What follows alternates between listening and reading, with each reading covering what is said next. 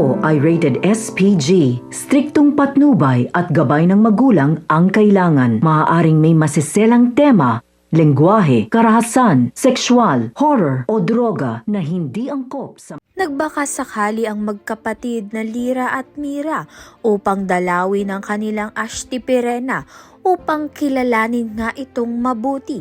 Nais nilang makasiguro na wala siyang koneksyon kay Hagrid at hindi siya magiging banta. Matapos ang kanilang pag-uusap, napatunayan ng magkapatid na totoo ang pagbabago ni Pirena. Kaya naman minabuti na nga nilang pakawalan ang kanilang Ashti Pirena. Dahil dito, makakawalan na nga si Pirena at matutulungan na nga niya ang mga sangreng kalabanin nga si Gargan. Sa kabilang banda naman nga, tuluyan ng pinakawalan ni Dea, sina Zaur at Olgana.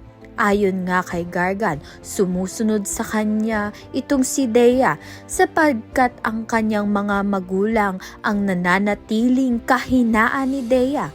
Kaya niya ito nagawa. Ngunit dahil sa pagtatraidor niya ito, malaki ang posibilidad na hindi na nga siya muling pagkatiwalaan ng mga sangre at tuluyan ng masira ang kanilang samahan. Kung kailan pa nga may haharapin silang malaking digmaan. Kaya naman nga't yan at iba pa ang dapat nating pakaabangan. Maraming salamat sa iyong panonood.